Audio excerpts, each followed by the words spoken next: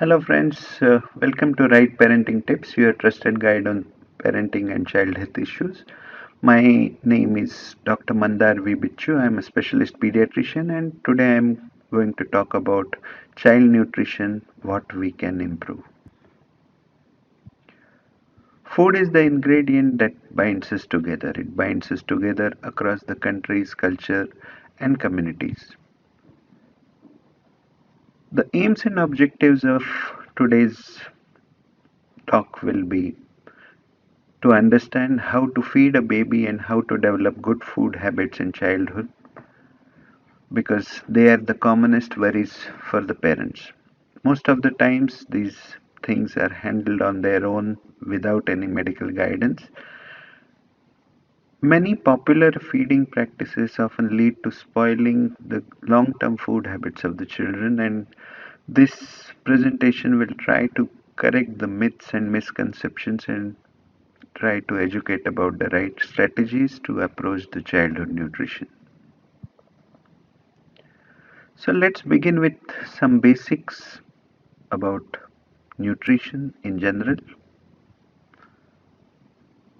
So the main steps of child nutrition are breastfeeding, artificial milk feeding or bottle feeding, then weaning or introducing of the semi-solid foods, and then in the long term establishment of a nutritional pattern and long term habits.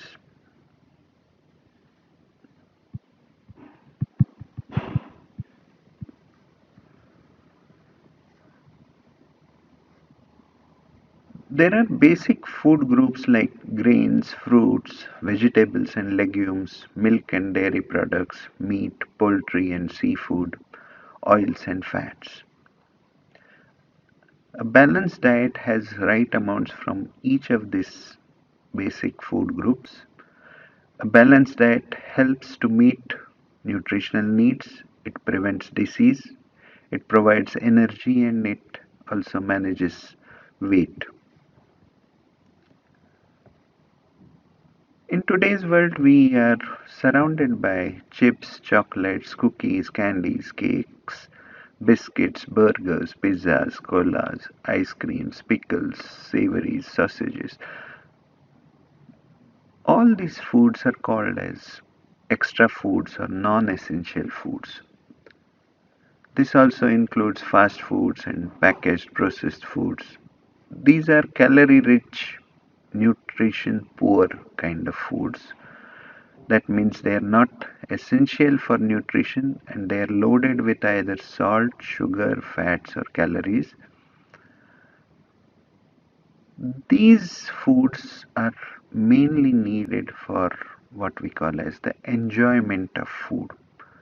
So there is no need to banish them altogether, but make sure that we have to limit their frequency and quantity. So now we'll go into the topic understanding the problems and strategies to overcome. Food and feeding of the children often becomes a family battleground. What you are feeding, when are you feeding, where are you feeding, how you are feeding, how much you are feeding. All these questions are always going to result in situations where there are going to be conflicts with between the parents and the children, and what can we do to correct all these areas. So here I am going to talk about certain problem areas which are commonly seen in parents and how we can go about what we can do to understand and avoid these kind of pitfalls. So there are a few things what I like bottle and milk, marketed baby foods, mixer grinder, choice and balance of the food, Restaurants, fast foods, and packaged food, sugary soft drinks, hearsay beliefs or misinformation, quantity of the food, and the role model. So, all these things we can certainly make some corrections, and how I'm going to talk about it now. So, we'll start with bottle and milk kind of a fixation. First of all, even though breastfeeding is supposed to be the best feeding and the ideal and natural way of feeding, early introduction of bottle and late stoppage of bottle are found to be the commonest kind of dietary trends or nutritional trends in the modern society. This particular way of feeding the child is easy, it is convenient. What it does is it excessively focuses on milk. There are many parents who go on adding milk even to the semi-solid foods, and when they are doing that, they are unaware of the problems associated with these situations. So, what are the problems of these excessive bottle feeding and milk feeding? So, firstly, such children will show avoidance for solid foods or home food tastes. Dental caries or the dental problems are quite common in such children. Constipation, iron deficiency. Whenever the child is taking bottle feeding, it makes them more prone for infections like gastrointestinal infections like diarrhea, respiratory infections, ear infections, oral thrush or the fungal infections which are affecting obesity or the overweight kind of problem also is common with the children who are fixated on bottle and milk. Here I am going to talk about a strategy, simple strategy, because many children are fixated on the bottles and their parents are unaware or they are not really knowing the exact technique of how to go about stopping the bottle feeds. So, firstly, just understand one thing, that the baby is ready to drink milk from a cup before even the first birthday. So, by 10th month itself, the baby is capable of drinking milk from a cup. And ideally, bottle feeding should not be continued beyond 1 year of age. So, if your child is on bottle feeding, then what you can do to stop this? So, out of the multiple bottle feeds, first stop the daytime feeding because that's the simplest. Night feeding, you should be stopping it till the last. Try to progressively increase water content in the milk which is offered in the bottles. Finally, totally replace the milk with water in the bottle. Keep a strict deadline of around 10 days to 2 weeks. Expect and accept some resistance from the baby, but still make sure that you show the mental strength and go ahead and do stop the bottle. Especially for the toddlers, you can you should be talking to them to explain that bottle is going away forever. Do not worry about baby losing out on milk benefits, because after 1 year, about 2 cups of milk or equivalent milk products such as yogurt, cheese, cottage cheese, or what we call as paneer are enough to give them the same goodness of milk. So do not go on feeding them with bottle. Another very important trend that we see in nutrition of the modern society is the over reliance of on the marketed baby foods. Obviously, there are advantages like that they are ready made or can be easily prepared. Large number of brands and varieties are available. They are fortified with vitamins and minerals. And perhaps the most important thing for the parents is that they are palatable or tasty and consumed in large quantities.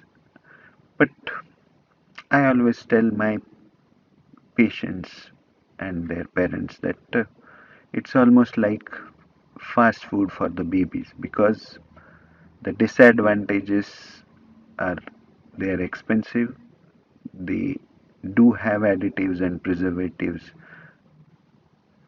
Some of the past experiences have shown that there can be dangerous contaminants in these kind of foods or their containers. Many times these kind of baby foods are prepared with a cow milk base and it can lead to problems like allergies and other issues. Avoidance for home food tastes and semi-solids is one of the main disadvantages and it spoils the long-term food habits. So what there is another fixation about mixer grinder, using of the mixer grinder. So there is a popular practice to mash semi-solid weaning foods with mixer grinder and making it into a very thin kind of a paste.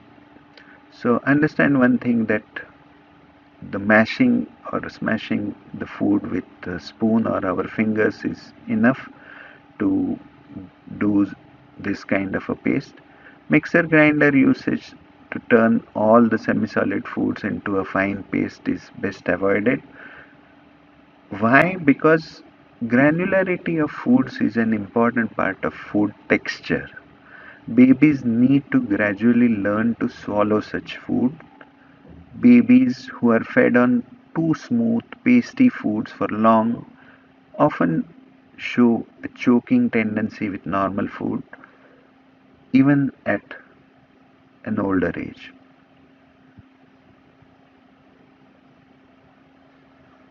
Now, when we are talking about food, we should know about the choice and the balance. So, the choice depends on us or the parents.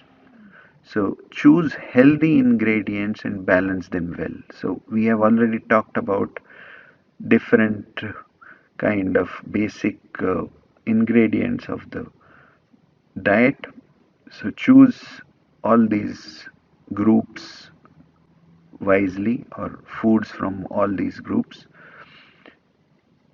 Culturally suitable foods. This is an important concept that the best food for any family is the traditional food which has been going on in that particular family for centuries because that food has worked for that particular family or that particular culture and that is something very important to understand. So rather than going for something new and fancy just because you feel that it is more healthy, it's not really necessary.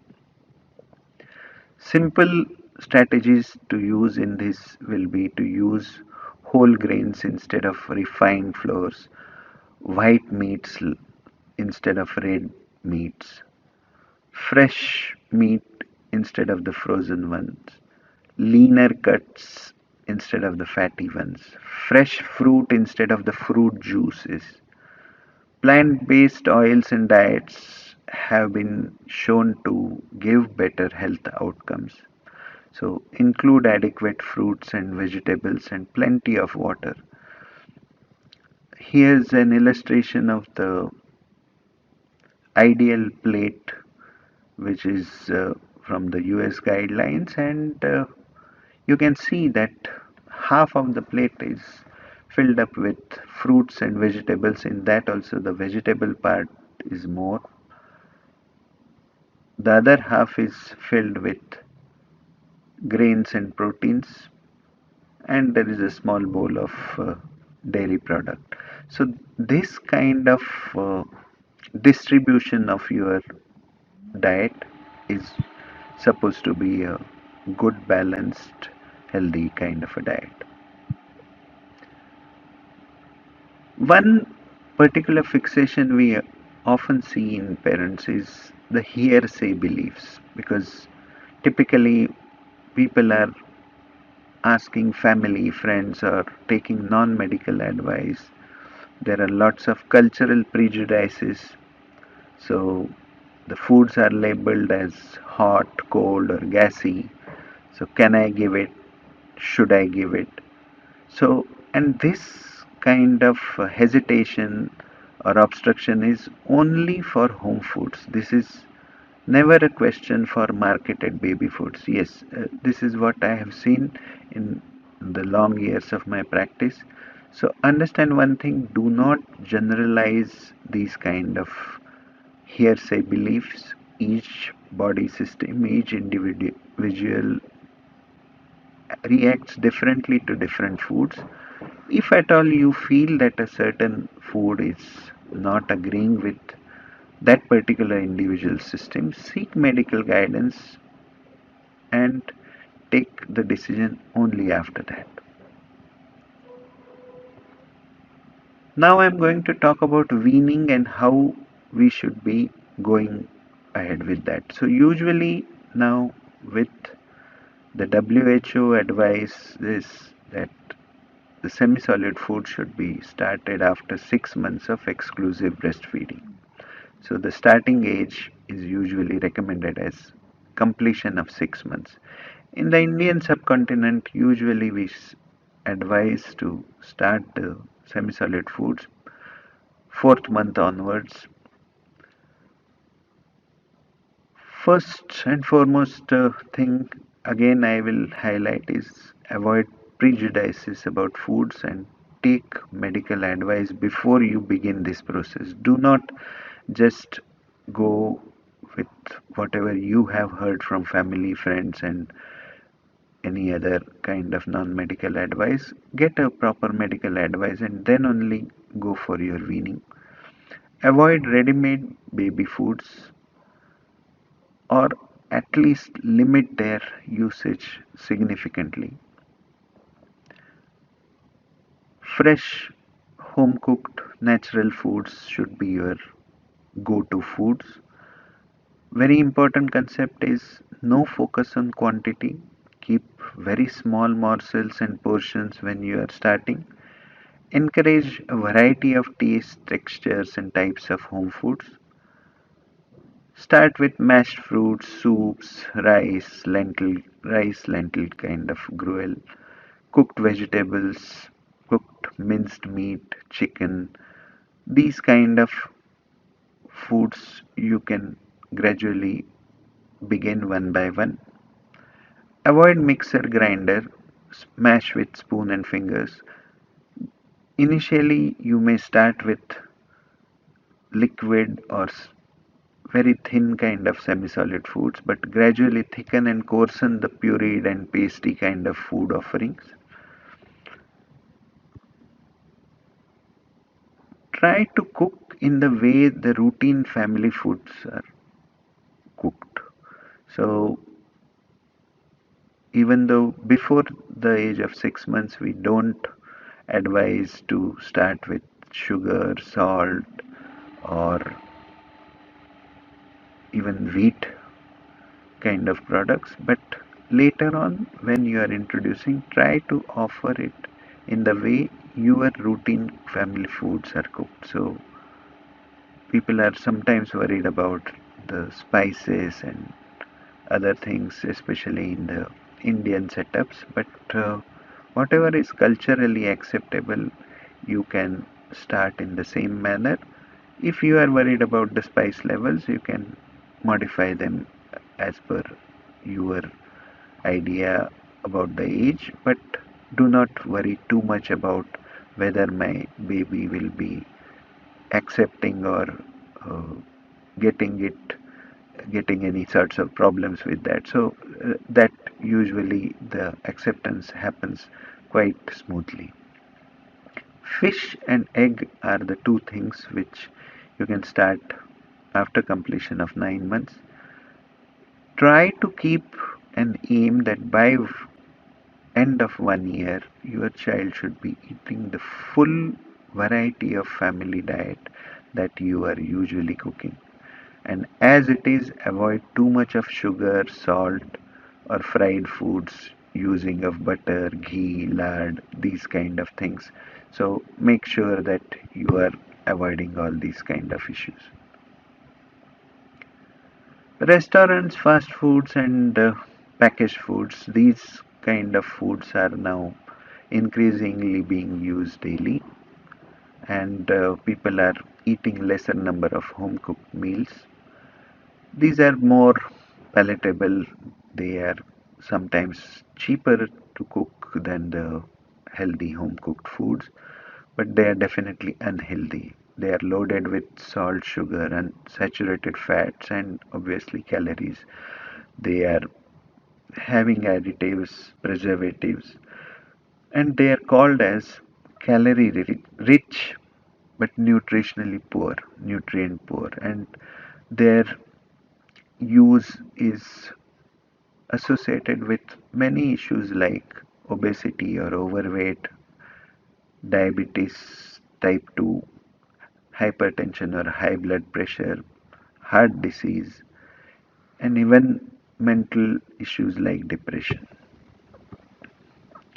One more common trend which has emerged today is about excessive use of sugary soft drinks. Increasing consumption of soft drinks in the families is becoming a norm in many societies. This kind of liquids or this kind of drinks are replacing the traditional kind of liquid foods like or the liquids like water and milk. Fruit juices, the ready-made kind of fruit juices or even the homemade ones, fizzy sodas, colas, energy drinks, these kind of liquid uh, which are the drinks which are sugary and soft drinks kind of categories, they are still loaded with sugar, sweeteners, high fructose corn syrup, caffeine, citric acid, malic acid, phosphoric acid, and these kind of drinks are associated with obesity, diabetes mellitus type 2, osteoporosis or thinning of the bones, dental caries, and issues like even migraine. Now I am going to talk about one particular issue which is very common, and that is about quantity of the food that your child is consuming. Most of the parents are most worried about this particular facet of the nutrition, how much. It is the most important parental concern, but I can assure you that medically it is often least important. By making sure that you are giving X quantity to your child, you are not respecting child's individuality and you are often force feeding.